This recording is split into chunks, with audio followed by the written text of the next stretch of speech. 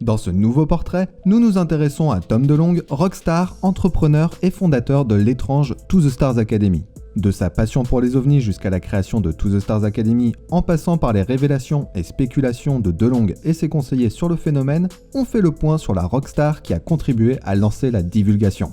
Bienvenue dans Phénomène.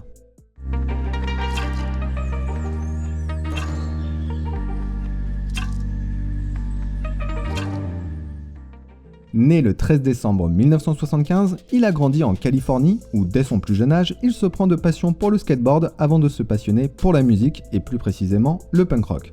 Avec deux amis de lycée, dans le milieu des années 90, il monte un groupe, Blink 182. Avec son groupe, Tom DeLonge devient une star internationale jouant dans le monde entier, avec des albums s'écoulant à plusieurs millions d'exemplaires. Son groupe devient rapidement un symbole d'une jeunesse déconnectée à la recherche de questions. Et l'histoire aurait pu s'arrêter à celle d'une rockstar, mais alors que Blink 182 est au sommet, Tom DeLonge et ses camarades se séparent pour prendre différentes voies. En 2005, Blink 182 se sépare et Tom monte un nouveau groupe, Angel and Airwaves, davantage connecté avec sa passion la plus intime, les ovnis. Déjà réputé pour s'intéresser aux phénomènes étranges comme le Bigfoot, Tom DeLonge est perçu comme un excentrique qui se passionne pour les extraterrestres et les soucoupes volantes. Inutile de préciser qu'à cette époque, on est loin d'imaginer que Tom DeLonge puisse être un acteur sérieux de la question des ovnis. Pourtant, comme il l'expliquera dans de nombreuses interviews, cette passion l'a dévoré. Lors des tournées de Blink, qui sillonnent le pays, voire le monde, il passe beaucoup de temps sur la route et au lieu de jouer aux jeux vidéo avec ses potes, il préfère consacrer son temps libre à lire des livres sur le phénomène ovni, regarder tous les documentaires qui sont disponibles et essayer de comprendre le puzzle qu'est le phénomène. Dans une interview de 2012, Tom DeLonge explique sa passion pour le phénomène, une passion née un peu par hasard en tombant sur un livre parlant du monstre du Loch Ness et des ovnis dans la bibliothèque de son lycée. Dans cette interview, Tom commence à évoquer ses projets et comment il envisage de rendre le sujet plus accessible pour le public au sens large. Ainsi, il explique avoir lancé un site internet, Strange Times, dans lequel il rapporte différentes histoires, souvent sensationnelles et pas toujours très crédibles, afin d'attirer l'attention du public sur le sujet. Il souhaite que le sujet soit perçu comme quelque chose de fun et d'intéressant, afin d'ouvrir la porte à ceux qui voudront l'explorer plus en détail. On devine déjà les contours de ce qui sera son ultime projet. Mais avant d'explorer cet ultime projet, revenons sur la rencontre de DeLonge avec le phénomène. C'est grâce à son amitié avec l'ufologue Steven Greer que DeLonge glane de nouvelles informations et c'est en 2014 qu'il aurait été directement confronté au phénomène ovni. Et le moins qu'on puisse dire, c'est que cela va changer sa vie. Lors d'une expérience menée avec Steven Greer, il va aller camper près d'un site d'essai de l'armée américaine.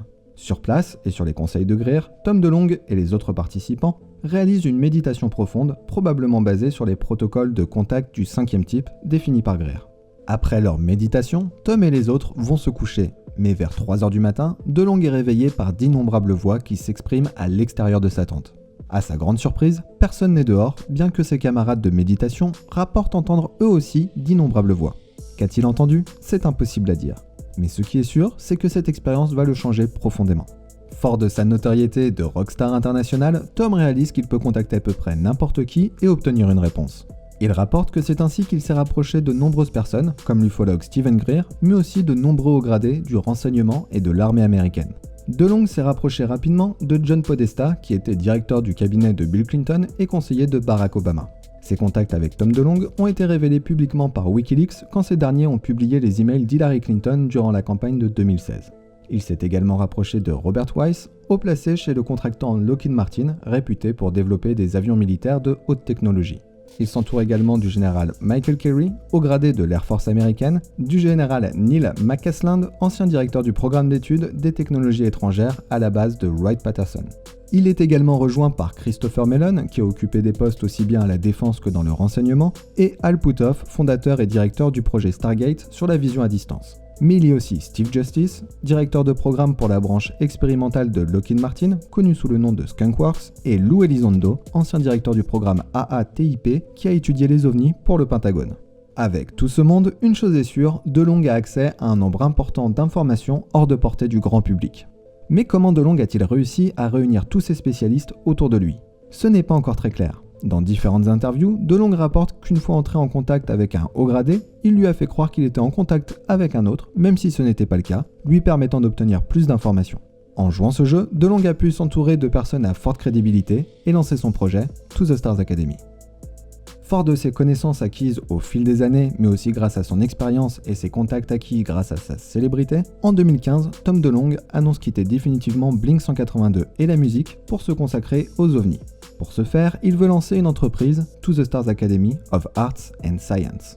Une entreprise qu'il voit comme le Disney de la science-fiction pour adultes, à savoir une entreprise complètement intégrée qui produirait non seulement des films, des séries de fiction, des documentaires, des livres et de la musique, mais aussi avec une division consacrée aux sciences. To The Stars Academy se découpe alors en 3 branches. La première, la branche Entertainment, consacrée au divertissement, est chargée de produire des livres, des films, des séries et des documentaires sur les ovnis. Cette branche a déjà produit la série de livres de fiction Secret Machine, dont les 2 premiers tomes sont disponibles, la série de livres de non-fiction également nommée Secret Machine, dont les 2 premiers tomes, respectivement intitulés God et Man, sont également disponibles. Toujours côté littérature, To The Stars Academy a également sorti des livres illustrés pour les plus jeunes. La branche Entertainment encadre aussi la sortie des albums du groupe Angel & Airways et a coproduit avec la chaîne History la série documentaire Unidentified qui suit Lou Elizondo et d'autres membres de To The Stars Academy dans leur enquête sur le phénomène OVNI. Cette branche, qui est de loin la plus prolifique, promet de nombreux projets dans le futur, dont un film qui aurait été tourné et réalisé par Tom DeLonge. La seconde branche de To The Stars Academy, ou TTSA, se focalise sur la recherche qui vise à collecter et étudier tout ce qui serait lié au phénomène OVNI. TTSA a ainsi lancé des projets Adam, Volt et Scout pour collecter et analyser ces éléments en lien avec le phénomène comme des débris d'OVNI. Tom DeLonge a présenté dans ce cadre un bout de métal présentant un alliage peu ordinaire et qui, une fois bombardé d'énergie, réduirait sa masse. Malgré une annonce forte en 2017, peu d'informations ont suivi. Enfin, la troisième branche de l'entreprise, qui s'attache à la science appliquée, prévoyait de construire un véhicule capable de défier la gravité. Cette branche semble aujourd'hui éteinte et peu d'informations sont disponibles sur ce qu'ils auraient pu faire. Après une conférence de presse pour annoncer la création de TTSA en 2017, DeLonge vient en faire la promotion chez Joe Rogan, podcasteur américain, où comme dans de précédentes interviews, il expose son point de vue sur le phénomène et les possibilités que le phénomène offre à l'humanité. Il ne manque pas non plus d'appeler les auditeurs à acheter des actions de son entreprise qui pourraient révolutionner le monde. Près de 5 ans plus tard, TTSA semble avoir oublié sa branche de sciences appliquées. Sa branche de recherche a été au moins en partie intégrée à l'armée américaine et aucune publication n'a vu le jour. Quant à la branche Entertainment, après avoir sorti un nouvel album en 2021, nous pouvons espérer voir de nouveaux projets audiovisuels dans les mois ou années à venir. Au-delà de son activité officielle que nous venons de voir, les membres de To The Stars Academy ont joué de leur réseau pour pousser la divulgation. En 2017, alors que Leslie Kean publie son article dans le New York Times sur Lou Elizondo, AATIP et les vidéos d'OVNI prises par l'armée américaine, DeLonge écume les médias pour présenter la divulgation. Comme nous l'avons vu dans le portrait de Leslie Kean, que tu peux retrouver dans la playlist avec tous les portraits que nous avons déjà faits, ces prochains articles sur le sujet seront accompagnés par la sortie des différentes saisons de la série documentaire Unidentified. Encore, ces dernières années, ce sont Lou Elizondo et Chris Mellon, qui ont depuis quitté To The Stars Academy, qui sont allés porter la question des ovnis devant le Congrès américain, résultant dans la création d'un nouveau bureau d'études. De 2011 à aujourd'hui, Tom DeLonge a largement parlé du phénomène ovni dans différentes interviews et dans des livres. Voyons les différentes informations et spéculations que DeLonge a avancées sur l'origine, le but et les raisons de la présence sur Terre des ovnis, ou comme préfèrent les appeler ses conseillers, les autres, The Others en anglais. D'après DeLonge, l'univers fourmille de vie et la Terre n'est pas le domaine réservé de l'espèce humaine. Depuis l'aube des temps, les autres sont là, qu'ils soient extraterrestres ou interdimensionnels. Certains seraient même présents dans les profondeurs de nos océans ou dans des cavernes inexplorées. Ces autres auraient manipulé génétiquement les primates pour créer l'espèce humaine telle que nous la connaissons. Ils auraient eu des contacts avec l'humanité à travers le temps et auraient cherché à monter certains groupes d'humains contre les autres à travers la guerre. Leur raison ? Certains des conseillers de DeLonge pensent que ces êtres se nourrissent de l'énergie négative dégagée par l'espèce humaine, alors que d'autres estiment qu'ils nourrissent ces conflits pour se divertir. Ces hypothèses seraient l'une des principales raisons qui justifient que l'armée cache la vérité sur le phénomène. À travers l'histoire, certains groupes de ces autres auraient fondé les religions afin de mettre en place un système de contrôle de l'humanité. Une thèse également défendue par Jacques Vallée. Certains conseillers de DeLonge avancent que les phénomènes d'abduction, les enlèvements d'humains par les extraterrestres et de mutilation de bétail sont bien réels.